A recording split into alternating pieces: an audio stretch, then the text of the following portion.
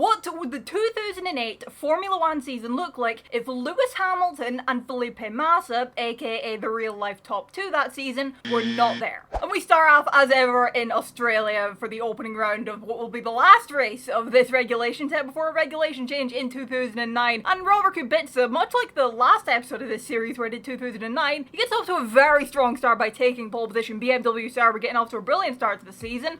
For Kubica, that good start ends in qualifying because in a race of attrition, and when I say attrition, I mean attrition of over half the field retiring from the race. He is one of the retirements, but it's all smiles for his teammate Nick Heidfeld, who I think he might become the new Nico Hülkenberg. Because you know how we can't keep when Hülkenberg's racing, we kind of keep him off the bloody podium in this season when he kind of get a podium in real life? Well, Nick Heidfeld couldn't get a win to save himself in Formula One. Last episode he got 2, and this episode he is starting off with a race when he takes a win in the Australian Grand Prix ahead of Nico Rosberg, taking second place for Williams, and then Fernando Alonso is rounding off the podium in third place for Renault. As we only have 7 classified finishers. So putting Australia behind us and hoping for a less atrocious race in Malaysia, let's head on over to the Malaysian Grand Prix at the Sepang International Circuit. But Kimi Räikkönen, who was classified but retired last time out, is really getting his season off the ground as he takes pole position this time out, and that pole position becomes a race win come race day. He holds on to the pole position place around what is was one of the more loved tracks on the calendar when it was on the calendar. People loved Malaysia. He is winning ahead of Robert Kubica, also a retirement last time out, one of the retirees rather. He is in second place, and then Heikki Kovalainen, the sole McLaren driver on the grid, he is rounding off the podium in P3. And as we head on over to Bahrain for the Bahrain Grand Prix, Räikkönen's going to be looking to build on that race-winning momentum, but he's going to have challenges coming from Robert Kubica, who is very, very quick in that BMW Sauber. BMW have a really, really good car this year. That shows in qualifying as he takes pole position for this race out in the desert, but the position that matters are the positions that come Sunday's race, because that's where the points are scored after all. And come that point scoring race, is Räikkönen getting the better of him and scoring another race win, 2 wins in a row,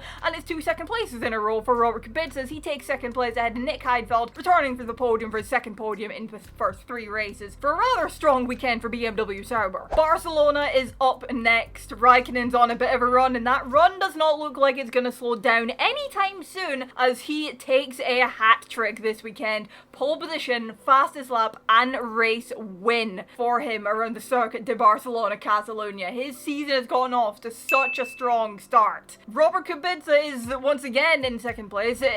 For the top 2 in this episode, why is it these 2? But he's in second place, and then Mark Webber is giving Red Bull their first podium of the season as he finishes up in third place. And new for Five, it's off to Istanbul Park in Turkey for the Turkish Grand Prix. Heikki Kovalainen, he's been flying a little bit under the radar. I mean, I say under the radar. He's got a 4th, a 3rd, a 4th. He's got a couple fastest laps as well. He's getting his first pole of the season on the board as he claims pole position for the Turkish Grand Prix. But come race day, it doesn't quite work out his way. He ends up finishing down in P10, outside the points. Not a very good race for him. The Victor Spoils, is the winner that we've had the last 3 races. It's Kimi Räikkönen. Win plus fastest lap for him. He has been on such a strong run. But as ever, Robert Kubica is keeping up with him, and he's finishing in second place again for the 4th race in a row. These 2 are inseparable in the top 2 places on the grid, I swear, at the end of the race rather. But it's the second BMW Sauber and Nick Heidfeld rounding out the podium in 3rd place. And if BMW Sauber can keep this up of both of their cars being really strong, they could be in a good position for the Constructors' Championship. But before we look at that, let's have a look at the Drivers' Championship, where we'll see that Kimi Räikkönen is currently leading the way on 42 points, 10 points ahead of Robert Kubica, who is 1 race wins behind in second on 32 points. 3rd place is currently going the way of Nick Heidfeld and the other BMW Sauber on 28 points, while the top 5 is being rounded out by Heikki Kovalainen on 16 points, and then also 16 points for Mark Webber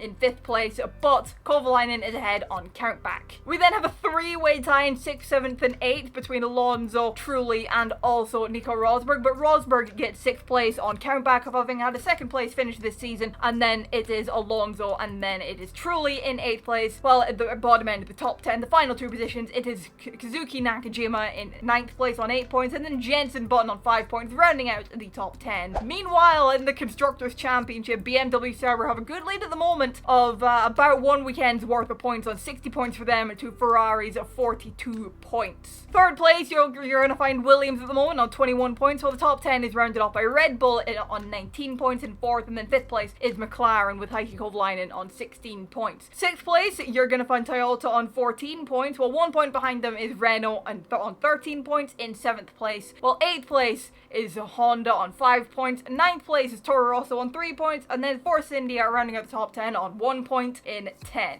Super Aguri were also there. However, I'm not putting them on here because they ditched after 4 races, so there's no point, and they didn't score anything. So Super Aguri were there in the first 4 races, but they didn't score anything, and they ditched after Spain. So there's no point putting them on the table. Now let's head on over to Monte Carlo for the Monaco Grand Prix. Kimi Raikkonen is starting himself on pole position, which is a brilliant way to start things off at Monaco, because we all came that overtaking at Monaco ain't all that easy. So being on pole, normally a pretty good chance to win the race if you're starting there. However, his attempts at winning the race get shagged into the bin when he gets a drive-through penalty for not having his tyres fitted in enough time. He ends up finishing the race down in P7. So finally, we're not going to have a winner who is Kimi Raikkonen. The winner actually ends up being the man who's finished the last 4 races in 2nd place, Robert Kubica, taking victory. His first victory in Formula 1, I believe. The first win for a Polish driver. He's winning the Monaco Grand Prix ahead of Mark Webber in 2nd place, and then Sebastian Vettel in the junior team, the Toro Rosso team, getting his first podium in Formula 1. It's time now to take a hop, skip, and a jump over the pond to North America, to Canada for the Canadian Grand Prix. Robert Kubica won the last race, and he's still flying high on that, and taking pole position for this race. It's a race that he actually won in real life. He still wins it here a year after his accident in 2007. He is winning from pole position this time out ahead of his teammate Nick Heidfeld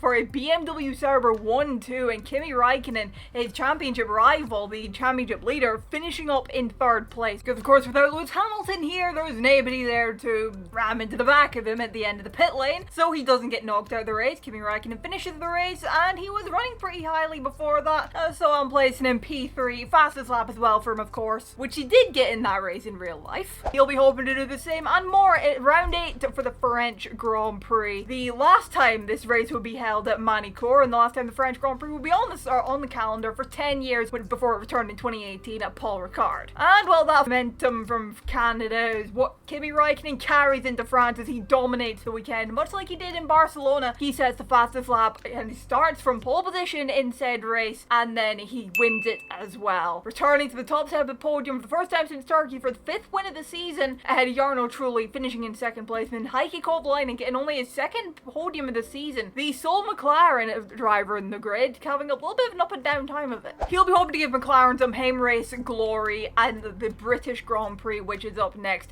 And he does exactly that in qualifying as he claims pole position for the Grand Prix, which is a brilliant way to start things off. But in a race that is very, very wet to end up with, it's actually Nick Heidfeld coming out on top. There is no Lewis Hamilton storming off to victory by over a minute here because he's not on the grid. There's also no Felipe Massa spinning 5 million times. Nick Heidfeld is taking the race victory ahead of Rubens Barrichello for Honda. Honda not having a great year. They're having one glimmer of hope in getting a podium with Rubens Barrichello finishing in 2nd place, and then Kimi Raikkonen finishing in 3rd for his 3rd consecutive podium and 3rd consecutive race setting the fastest lap. And as we have a period look at the Drivers' Championship now and see who things are standing after round 9, then we'll see that the gap has closed a period bit up at the top. It's now a 9-point gap between Kimi Raikkonen in 1st on 66 points and Robert Kubica sitting in 2nd on 57, and then Nick Heidfeld, Kubica's teammate, is a further 11 points back for that on 46 points. He's not completely out of it, but I think the focus at BMW Sauber is most likely going to be on Kubica for the championship. While the top 5 is rounded off by Heikki Kovalainen on 30 points, and just 2 points further back from that is Mark Webber, but he's only got 1 point back to Jarno Trulli on 27 points in 6th place. Alonso's 7 points further back for that in 7th on 20 points, while Rubens Barrichello and Nico Rosberg and Kazuki Nakajima are all separated by just 1 point on 15 and 14, but Rosberg being ahead of his teammate on countback of having scored podiums this season. And the line graph is back, of course it is. Why wouldn't it be here? And first of all, the sheer run that Raikkonen went on from Malaysia to Turkey. 4 wins in a row, but then Kubica on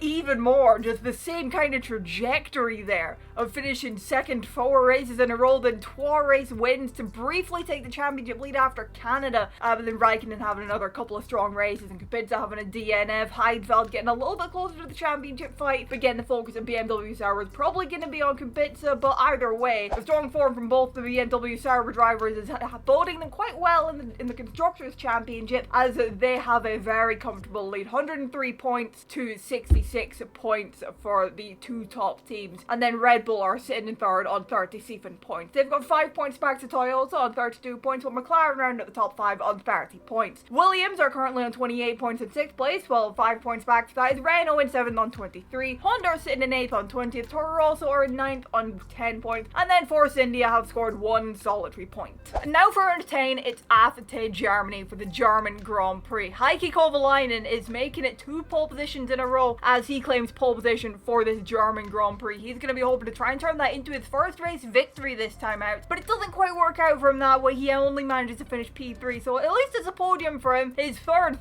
place this season. He's finishing behind Nick Heidfeld, finishing in 2nd place. The race win is actually being taken by Nelson Piquet Jr. for Renault, taking Renault's first win of the season and his first win in Formula 1. But now let's make our way over to Hungary for the Hungarian Grand Prix. It's 3 consecutive pole positions for Heikki Kovalainen, who's come into a little bit of form here. 3 straight poles, and it's going to be his first Grand Prix victory this time out in Hungary. He's winning the Grand Prix ahead of Timo Glock taking his first podium of the season, and then Kimi Raikkonen returning to the podium after he wasn't on the podium last time out. He's in 3rd, rounding things off, still outscoring Robert Kubica, which is very good for him in his bid to try and win a 2nd consecutive championship. Kubica, who only finishes down in P7. And now we're heading over to the first of 12 brand new street circuits on the 2008 calendar. First up, it is Valencia for the European Grand Prix. Robert Kubica's had a bit of a shaky last few rounds, a 4th, a DNF, a 5th, a 7th. Well, he's now starting on pole position once again as he claims his 3rd pole of the season for the European Grand Prix, and that pole turns into a win as no one's able to get past him on race day on the twisty street circuit that is Valencia. He is winning, and crucially Kimi Raikkonen DNFing, which is going to be great for Kubica's chances in the championship. And it's Heikki Kovalainen finishing up in 2nd place, while the podium is rounded off by Jarno Trulli in 3rd. Also, don't mind me with my mid-season. If you're not already subscribed, why not subscribe for more videos if you're enjoying this one? More of this series as ever. Here is the image of all the ones I've done so far. This series has just snowballed into something mad. It started with me being curious about what would have happened in 2023 without Red Bull, and now we're at 2008. I will get to 2010 at some point. Probably. But subscribe if you're new around here, if you haven't already, if you're enjoying the content. Let me know your thoughts in the comments, drop a like as well, it really helps out. But now let's get back to the video. But Kubica's gonna hope to have an equally outscoring Raikkonen weekend in Belgium for the Belgian Grand Prix. The spoils in qualifying actually end up going the way of Heikki Kovalainen, but in the end he actually ends up retiring, but he is still classified. He's classified in P8, retiring late with a gearbox issue. But another driver who does end up retiring is Kimi Raikkonen for the 2nd race in a row, a non-score for him, while Robert Kubica is picking up 5 points for finishing 4th. The race win is being taken by, for the 3rd time this season, Nick Heidfeld. Again, the new Hulkenberg, I swear. We can't keep him off the top step of the podium when he couldn't get there in real life.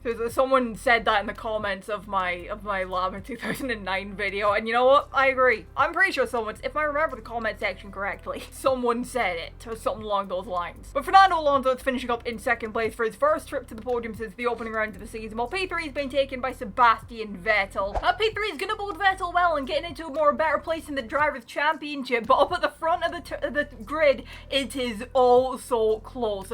Kimi Raikkonen has now lost the championship lead to Robert Kubica, but it is only by 1 solitary point. Robert Kubica leads the championship on 78 points to 77 points for Kimi Raikkonen, while Nick Heidfeld is just 12 points off his teammate in the championship lead on 66 points. It's very close up at the top between Kubica and Raikkonen. Heidfeld is just kind of there in the background, kind of, but it's Kovalainen on 55 points and then Trulli on 38, rounding off the top 5. It's pretty close between Fernando Alonso and Mark Webber on 33 and 32 points respectively, while Sebastian Vettel, thanks to that 6 points he gained from that P3 finish, is now up into 8th place on 21 points, and he's been on a bit of a stronger run of form anyway. Timo Glock is on 19 points in 9th place, while Nico Rosberg is 1 point further back from that on 18 points. There's some really close battles going on inside the top 10, the Drivers' Championship especially. As you'll see here, Robert Kubica just taking a bit of advantage from a rough couple of rounds for Kimi Raikkonen. He's had a couple of DNFs in a row. It's not been quite good for him in terms of the championship, trying to win his second championship. But it's great for Robert Kubica. It's allowed him to close right back up towards the Finnish driver. And this is going to be a battle that will go all the way down to the wire in Brazil. It's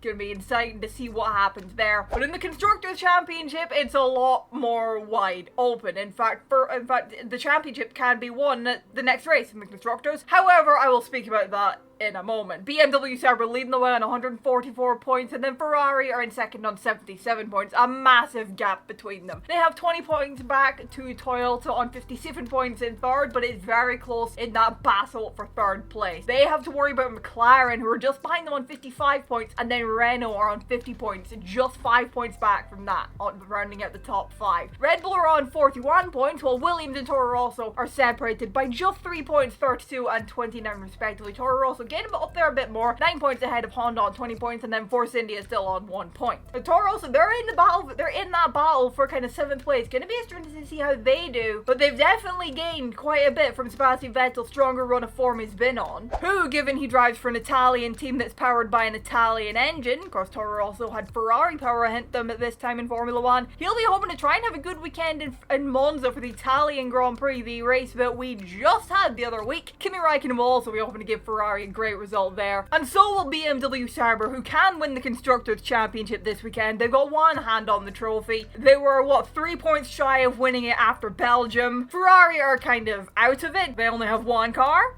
They are out of it for the Constructors' Championship. They cannot win it. Toyota aren't completely out of it. However, the gap is 87 points, and there is 72 left after Italy. So it would take a bloody miracle for them to win it. But as is well remembered about this weekend, all of the spoils go the way of Sebastian Vettel. He becomes Formula 1's youngest ever pole sitter, and at the time, youngest ever winner, as he wins the Italian Grand Prix for his first race win in Formula 1 from pole position in the pissing rain, while P2 and 3 are taken by Heikki Kovalainen and Robert Kubica. Raikkonen only managing 7th in the end, so not great for his bid in the championship. It's been a rough few rounds for Raikkonen, but it's been a great couple of rounds for Robert Kubica. And that 3rd place finish for Robert Kubica, combined with the 5th place finish for Nick Heidfeld, that's enough to claim BMW Sauber the Constructors' Championship. With 4 races to spare, they're Constructors' Champions for the first time ever. Who's going to hope to continue the outscoring trend in Singapore for the Singapore Grand Prix. This was the first time the Singapore Grand Prix was held, and of course this race, it is infamous. So we have Singapore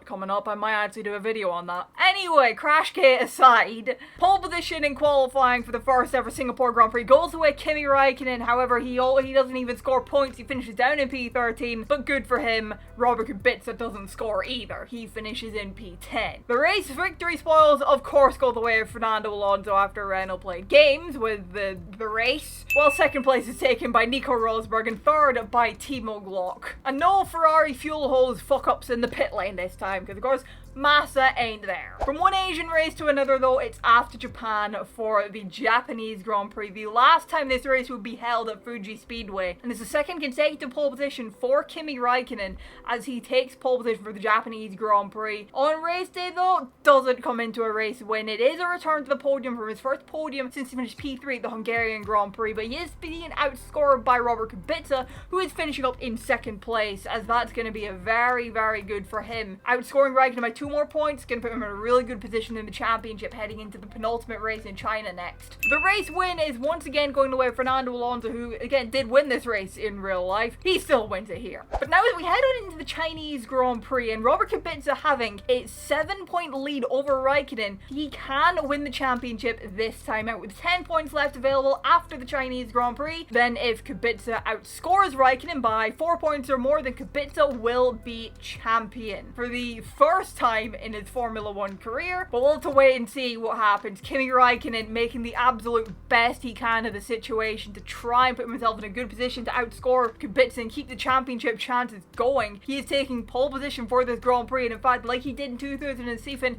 Kimi Räikkönen takes the race victory with the fastest lap. It's a dominant weekend for the Finnish driver. He's winning from pole while Kubica can only manage 4th. That's going to heat up the championship battle, but we'll look at that in a minute. The podium is being rounded off by Nick Heidfeld finishing up in 3rd place and Fernando Alonso finishing up in 2nd place for a strong weekend for them. But now heading into the final race of the season, let's have a look at what battles we still hate ongoing in the championship fights in the drivers and the constructors. The driver championship is up for grabs. 2 points separate the top 2.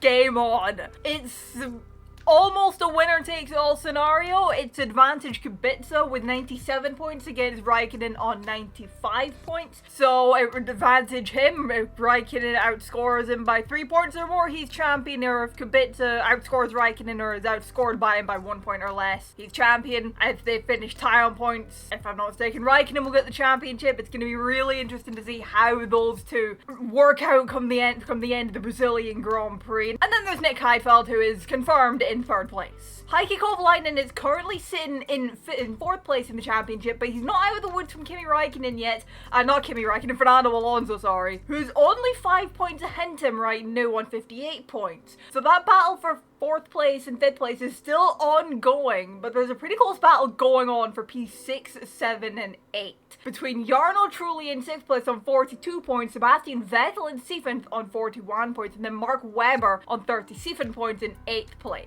You could argue that momentum-wise it could be advantage Vettel in this point for that battle, because yeah, he is in 2nd in that battle, he's in 7th place rather, but he's been on quite a bit of a run of scoring points in every race the last several rounds, so we'll have to see what comes out there. But at the bottom end of the top 10, there's a really close battle between Timo Glock on 29 points, and then Nelson Piquet Jr. and Nico Rosberg, who are both tied on 26 points in 10th and 11th. We'll have to see who comes out on top and finishes out the bottom 2 places in the top 10. Then in the Constructors' Championship, then the 1st place is confirmed. BMW Sauber won the championship back at the Italian Grand Prix. They're on 178 points, but behind them there is ongoing battles. Ferrari have an 11 point gap back to Renault, who are on 84 points. So Ferrari's 95. Renault have been pretty decent the last couple of races. Alonso winning a couple of races. He finished 2nd at the last race. So can Kimi Räikkönen head on to 2nd place in the Constructors' Championship? We'll have to wait and see. Can Renault overhaul them? Or will Renault themselves be overhauled by a Toyota, who are in proximity to overtake Renault as well,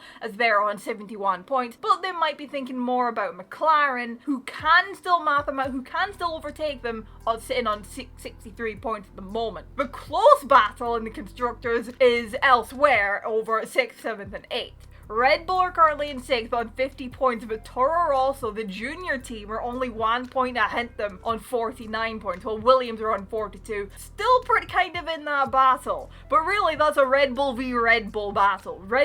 Senior Red Bull versus junior Red Bull battle. And then there's Honda and Force India on 21 and 1 point respectively. But now let's get to our season finale, the Brazilian Grand Prix. You know the championship permutations, I just went over them like 2 minutes ago or something like that. It's up for grabs is the gist of it. In qualifying, then we see Jarno Trulli, of all people, claim pole position for Toyota. Toyota starting their weekend off absolutely brilliantly. That's going to bode Toyota well to try and get themselves into a position to try and see if they can overtake Renault for 3rd in the championship, or at the very least stay ahead of McLaren. However, in an ever typically wild Brazilian Grand Prix, I mean, you would expect absolutely nothing less from Brazil. That Sao Paulo always tends to throw up something, and this time it throws up a 6th place for Jarno Trulli, which isn't exactly helpful in trying to catch Renault. But what really isn't helpful is the fact that a Renault wins the race. Fernando Alonso taking his 3rd win in the last 4 races. Renault having a very, very strong end to the season. And that race win, even though Nelson Piquet Jr. does not score anything, it means that Renault have scored enough to be able to stay in 3rd place, but have they done enough to try and catch Ferrari? Well, the answer to that question would be no, because Kimi Kimi Raikkonen, he's been on quite a strong bit of form these last few rounds. He's making it 4 straight podiums for the 2nd place finish, and with no score for Robert Kubica,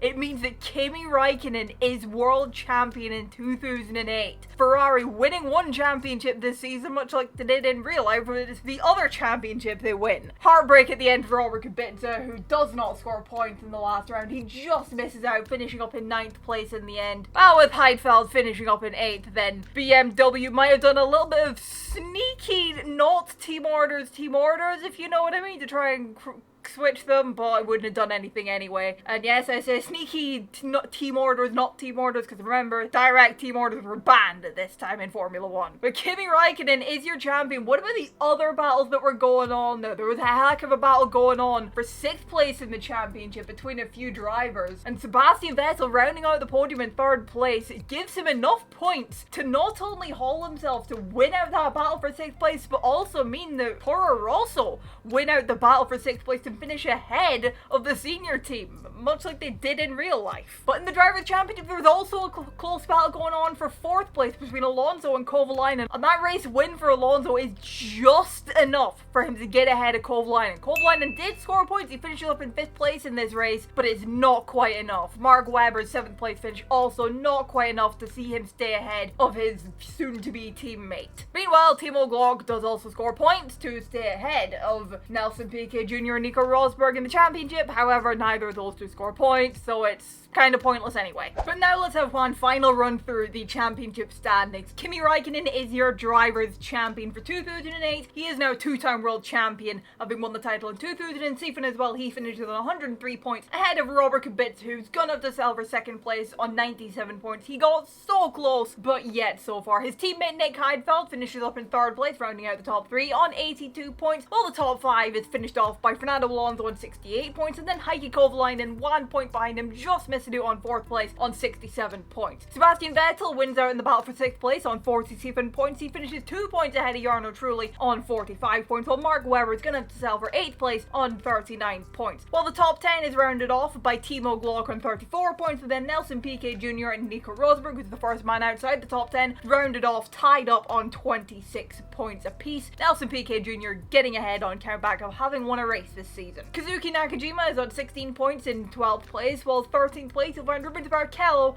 on 15 points. 13 points is where David Coulthard finishes up on in 14th place in his last season of Formula 1. 5 points ahead of Sebastian Bourdais on 8 points in 15th, while 16th place you'll find Jenson Button on 6 points, and then 1 point is going the way of Giancarlo Fisichella, the only last of the point scorers, because Adrian Sutil did not score a thing, and Anthony Davidson and Takuma Sato haven't been on the grid since Super Aguri shagged off earlier in the season. And here is the line graph with the top 11 rather, in the Drivers' Championship. Piquet and Rosberg were tied, so it didn't feel right to leave Rosberg off given he finished tied with Piquet, but so I put him on here as well. Top 11, the top 2 Drivers' Championship battle there. Kubica ahead for the last few races, but he wasn't ahead when it counted most, and that is after the final race of the season. And the dramatic rise up of Fernando Alonso from that scrum back there in the, 6th, 7th, 8th, 9th kind of battle, to then rising up to be challenging and beating Heikki Kovalainen to 4th place. Kovalainen was fine for 4th place for a while. He was, after Europe, he was kind of like keeping his eye on 3rd place really, but then Alonso just got him at the end. In the Constructors' Championship, BMW Sauber finishing up on 179 points. They're champions for the first time ever, and it's Ferrari finishing up in 2nd place. They've managed to hold on with Kimi Raikkonen, the sole Ferrari driver this season, on 103 points, while Renault have to sell for 3rd place on 94 points. Toyota finished on 79 points in 4th place, while the top 5 is rounded off by McLaren on 67 points. In the Battle of the Bulls, then Toro also ends up winning out on 55 points to Red Bull's 52, beating out the senior team as they did in real life. Will Williams finish up on 42 points in 8th place. Honda are still on 21 points in 9th, and Force India finish up on 1 point, and Super Aguri again, they shagged off after round 4. So, and here's the Constructors' Championship graph. Look at BMW. Look at Sauber. It was kind of close at the beginning, but then after Kubica really got underway with like winning in Monaco and Canada, from there they just took off. And it's like, right, we will see you guys at the end of the season. We're gonna go off and win the Constructors' Championship, and there ain't a damn thing any of you are gonna be able to do about it. And then Ferrari just being able to hold on. They were fine for a while, but then everyone started rising up. Renault almost got them. They were so close after Japan there. And then there was Force India, who were hopeless. And here is your end of season stats to round this video off. The most race wins were taken by Kimi Raikkonen, who won 6 races across the season. 4 of those were in a row at the start of the season. Robert Kubica, Nick Heidfeld and Fernando Alonso all won 3 races this season apiece. Meanwhile, 1 win was taken by Heikki Kovalainen, 1 win taken by Nelson Piquet Jr. and 1 win by Sebastian Vettel. In terms of podium finishes, the most podiums were taken by Kimi Raikkonen, who took 11 podiums across the season, 2 more than Robert Kubica managed, who took 9. Nick Heidfeld took 8 podiums across the season, while 6 podiums were taken by Heikki Kovalainen and 6 by Fernando Alonso. Sebastian Vettel claimed 4 podiums across the season, meanwhile 2 podiums were claimed by Jarno Trulli, Timo Glock, Mark Webber and Nico Rosberg each, and then 1 podium was claimed by Nelson Piquet Jr. It was that race win, and Rubens Barrichello also took 1 podium. The fastest man over 1 lap but consistently this season was Kimi Raikkonen. Once again, he claimed 7 pole positions this year to be this season's pole position champion. 2 more than Heikki Kovalainen, who took 5, Robert Kubica's the one who claimed 4, then Jarno Trulli and Sebastian Vettel took 1 each, and then finally fastest laps, because I never talk about fastest laps. The fastest man this season was, rather unsurprisingly, the eventual champion Kimi Raikkonen, who of the 18 fastest laps available, he took 12 of them. 3 were claimed by Heikki Kovalainen, 2 more by Nick Heidfeld, and then 1 by Timo Glock. And with that, 2008 without Felipe Massa and Lewis Hamilton is at an end. That's what would have happened. That was kind of good. I enjoyed that. Up next, I'm still trying to come up with some for 2010. So if I'm going to try and come up with some for 2010, but failing that, it'll be 2007, I think. If I can come up with something for that. We'll see what's next. We'll see, basically. That's the whole tournament. We'll see. But let me get your thoughts in the comments below. Drop a like if you enjoyed the video. Subscribe if you're new around here. Thank you all so much for watching, and I will see you in the next one. Bye-bye.